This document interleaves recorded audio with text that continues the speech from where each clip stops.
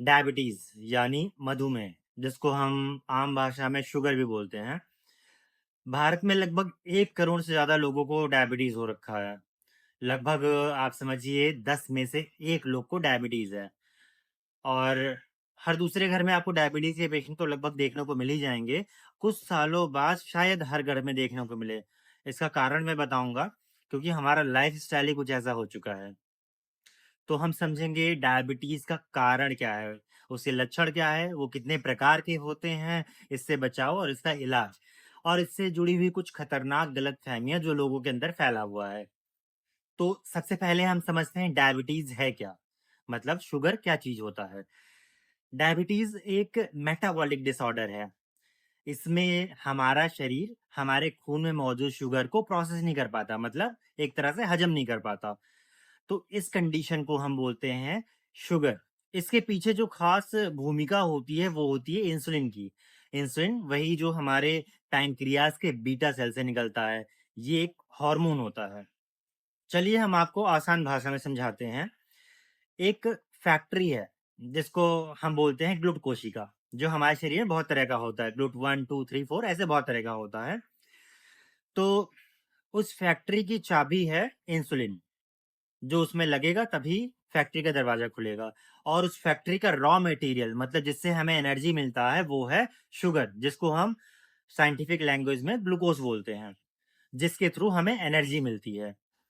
तो जब भी इंसुलिन नाम की चाबी उस फैक्ट्री में लगेगा तभी दरवाजा खुलेगा। तो ही ग्लूकोज वहां से हमारे खून से उस कोशिका में जाके प्रोसेस होगा और हमें एनर्जी मिलेगी। अब देखिए, जब इंसुलिन की कमी हो जाएगी तो इंसुलिन नाम की चाबी उस फैक्ट्री में लगेगा नहीं, तो दरवाजा खुलेगा नहीं, जिसके कारण जो शुगर है वो फैक्ट्री के अंदर नहीं जाएगा। नहीं जाने से हमारे खून में उसकी मात्रा बढ़ जाएगी और हमें एनर्जी भी उस टाइम कम मिलेगी। तो यही कारण होता है डायबिटीज का। हमारे शरीर में इंसुलिन का निकलना कम हो जाता है, या तो इंसुलिन नाम की चाबी का रेजिस्टेंस हो जाता है। जब भी आप कोई खाना खाते हैं, हर खाने में शुगर होता है, चाहे वो मीठा लगे या ना लगे। जिसमें आपको ज़्यादा मीठा लगता है उसमें शुगर की मात्रा ज़्यादा होता है, और जो मीठा कम लगता है या नहीं लगता है उसमें शुगर की मात्रा बहुत ही कम होती है। मिर्ची में भी शुगर होता है लेकिन मात्रा उससे कम होती है। तो जब भी आप कोई फूड खाते हैं, कोई खाना खाते हैं, तो हमारे शरीर में जाता है।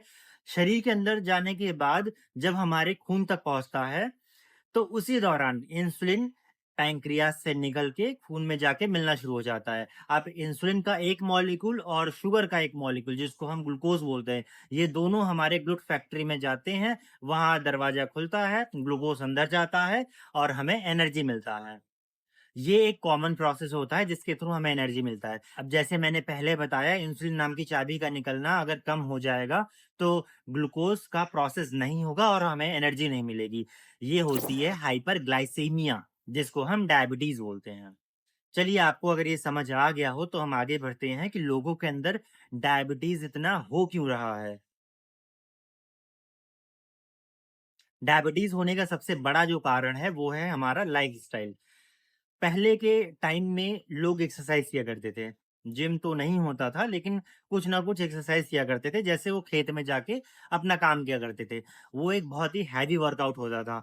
अभी के टाइम में इतनी मशीन हो चुकी है कि आपका 90% काम मशीन करती है। तो उस जमाने में लोग इतनी मेहनत कर देते थे खेत में कि शरीर का मेटाबॉलिक रेट बहुत ही अच्छा रहता था और शरीर के सारे पार्ट्स बहुत अच्छे से काम करते थे। लेकिन इस टाइम ना तो हम एक्सरसाइज करते हैं, ना वॉक करते हैं, किसी भी तरह का कुछ खास वर्कआउट नहीं करते हैं। हमारा आधा काम तो मशीन ही करता है। दूसरा सबसे बड़ा जो कारण है वो है बाजार में आने वाली सब्जियां। सब्जियों में इतनी ज्यादा पेस्टिसाइड का इस्तेमाल हो रहा है कि वही हमारे शरीर के लिए बहुत ही घातक है। बहुत सारे ऐसे इंजेक्शन हैं जो सब्जियों में लगाए जाते हैं। आज लौकी इतना छोटा है, कल को इतना बड़ा हो गया, परसों और ज़्यादा बड़ा हो गया। इस तरह की बहुत सारी सब्ज़ी है जिसको इंजेक्शन लगा के उसको बड़ा करके मार्केट में बेचा जा रहा है। और सब्जियों में ऐसा कलर इस्तेमाल हो रहा है उसको हरा-भरा दिखाने के लिए, ताज़ा दिखाने के लिए, कि आप उसको पहचान भी नहीं सकते कि ये सब्ज़ी सही है आपके लिए कि नहीं है, किसमें केमिकल का इस्तेमाल हुआ है, किसमें नहीं हुआ है। वही सब्ज़ियाँ हम मार्केट से खरीदते हैं और वही सब्ज़ियाँ खा रहे हैं। इस कारण से भी सबसे ज़्यादा हमें डायबिटीज़ होने के चांसेज़ हैं। तीसरा कारण है स्ट्रेस का। दिमागी तौर पे हम इतना ज़्यादा तनाव लेते हैं, चाहे वो घर का तनाव हो, चाहे ऑफ़िस का हो, चाहे जैसा तनाव हो, हम ले रहे हैं, जिसके कारण हमारा मेटाबॉलिज़्म बहुत ही बिगड़ता चला जा रहा है। उसी से सिर्फ डायबिटीज़ ही नहीं, हार्ट अटैक के भी चांसेस बहुत ज़्यादा बढ़ते हैं। तो स्ट्रेस भी बहुत बड़ा रीज़न है डायबिटीज़ का।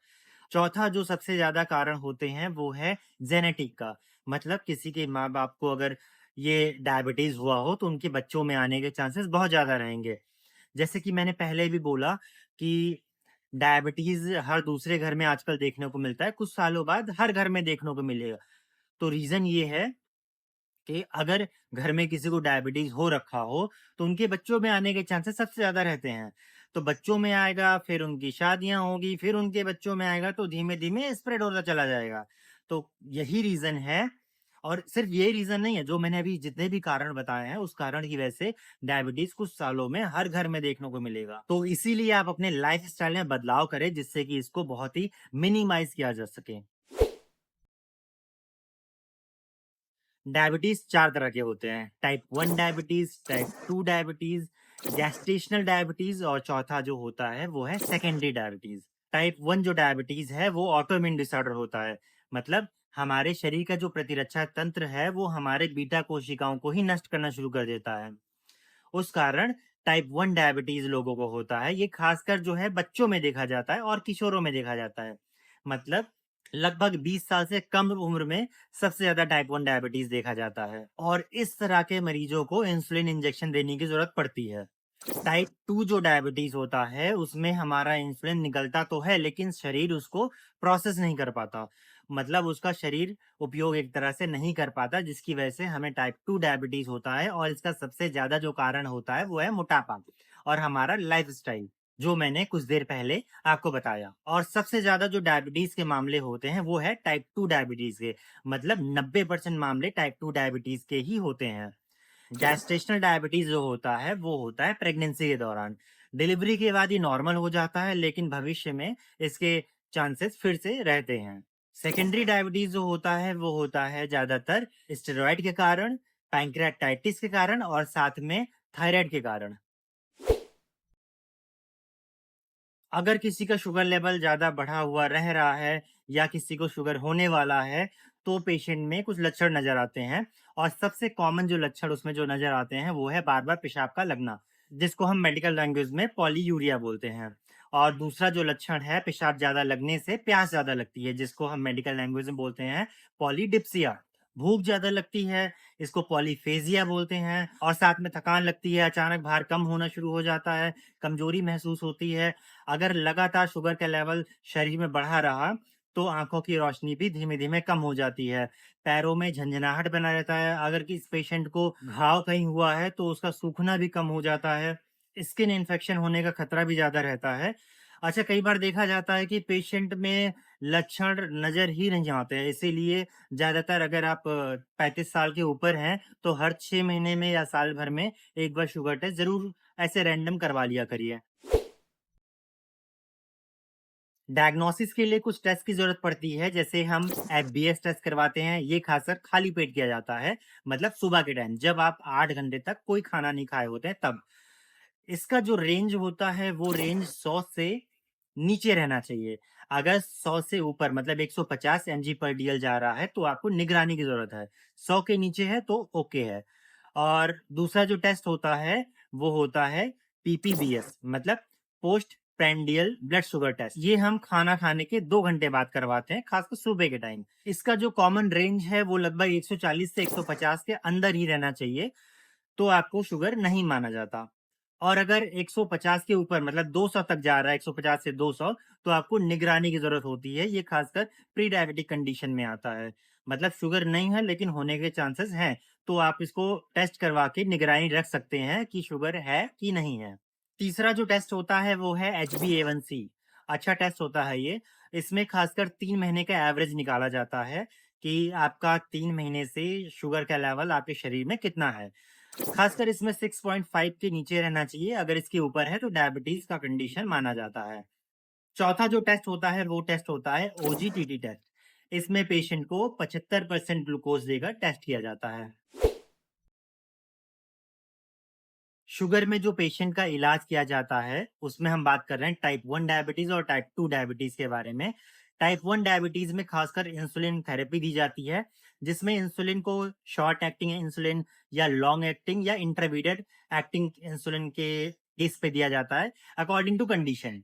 और खासकर इसमें बार-बार ग्लूकोज मॉनिटरिंग की भी ज़रूरत होती है, मतलब पेशेंट को टेस्ट की ज़रूरत होती है, कुछ-कुछ दिनों में कि आपका शुगर लेवल मैनेज है, बढ़ रहा है कि कम हो रहा है, वो देखने के लिए। टाइप 2 जो डायबिटीज़ होता है, उसमें खासकर पेशेंट को ओरल हाइपोग्लाइसेमिक ड्रग का इस्तेमाल किया जाता है, जिसमें खासकर मेटफॉर्मिन, ग्लिम्पेराइड, डेपेग्लिटाज़ोन, डीपीपी-4 इन्हिबिटर ऐसी बहुत सारी दवाइयाँ हैं, टिएनलेप्टिन बहुत सारी दवाइयाँ हैं जिसका इस्तेमाल किया जाता है।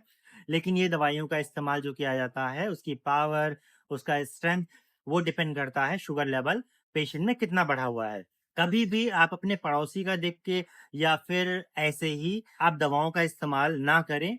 आप खासकर डॉक्टर को दिखा के ही डायबिटीज़ के दवाइयों का इस्तेमाल किया करें। कुछ बातों का ध्यान रखना ज़रूरी है डायबिटीज़ के पेशेंट को, क्योंकि अपने फुट का केयर करना बहुत ज़रूरी है। इसमें डायबिटिक फुट नाम की बीमारी हो जाती है अगर शुगर लेवल बार-बार बढ़ा रहा तो। आँखों की जाँच और किडनी की जाँच भी ज़रूरी होती है, क्योंकि डायबिटीज़ सिर्फ़ एक अकेला बीमारी नहीं है। डायबिटीज़ की वजह से बहुत सारी बीमारियाँ शरीर में जन्म लेती है। डायबिटीज़ में डाइट क्या लें? देखिए, डायबिटीज़ की डाइट के लिए मैंने अलग सा वीडियो बना रखा है, डिस्क्रिप्शन में भी आपको लिंक दे रखा है। आप वहाँ से अलग से सुबह, दोपहर, शाम या कुछ ऐसा लॉजिकल चीज़ बता के रखा हूँ, जिससे आप ईज़िली खुद से डिसाइड कर सकते हैं कि आपको क्या लेना है, क्या नहीं लेना है। जनरल तौर पे मैं यहाँ पे आपको बता देता हूँ कि आप एवरेज क्या ले सकते हैं, क्या नहीं। जो लो ग्लाइसेमिक फल होते हैं, जैसे अमरूद, सेब, जामुन ये सब आप ले सकते हैं। खाने में हाई फाइबर युक्त चीज़ें लें, जैसे दलिया, ओट्स, रागी, ज्वार ऐसे हरी सब्जियाँ का इस्तेमाल करिए। अंकुरित दाल है और बादाम, अखरोट का इस्तेमाल कर सकते हैं। ख़ासकर आपको ये ध्यान देना है, क्या नहीं खाना है आपको। जो मीठे पदार्थ होते हैं, जितने भी मीठे पदार्थ हैं, वो आपको नहीं लेना है। और ख़ासकर वो सब्जियों का इस्तेमाल नहीं करना है, जो ज़मीन के नीचे हो रहे हो, जैसे आलू है, घुइयाँ है, सफ़ेद चावल, मैदा, मीठे पेय पदार्थ, चीनी, गुड़, ज़्यादा तली भुनी चीज़ें और ख़ासकर प्रोसेस्ड फूड बाहर का खाना आपको ज़्यादा नहीं खाना है। इस बातों का ख़ास ध्यान देना आपको बहुत ज़रूरी है। शुगर के पेशेंट को अपने लाइफ़स्टाइल में थोड़ा-सा बदलाव करना चाहिए और हाँ, अगर शुगर के पेशेंट नहीं हैं, फिर भी अपने लाइफ़स्टाइल में बदलाव करना बहुत ही ज़रूरी है। ख़ासकर लगभग आधे घंटे से 45 मिनट का वॉक ज़रूर किया करें, वो भी तेज़ी के साथ। धीमे-धीमे चल के कोई फ़ायदा आजकल होने वाला नहीं है।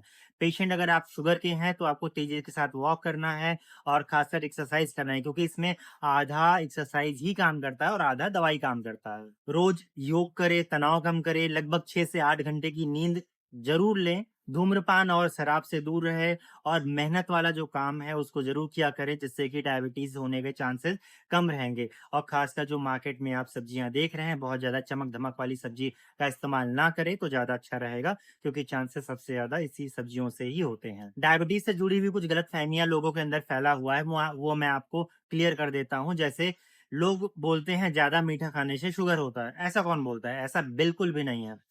ज़्यादा मीठा खाने से शुगर नहीं होता, ये होता है खासकर इंसुलिन की गड़बड़ी के कारण। जब शरीर में इंसुलिन निकलना कम हो जाता है या उसका रेजिस्टेंस हो जाता है, तब होता है शुगर।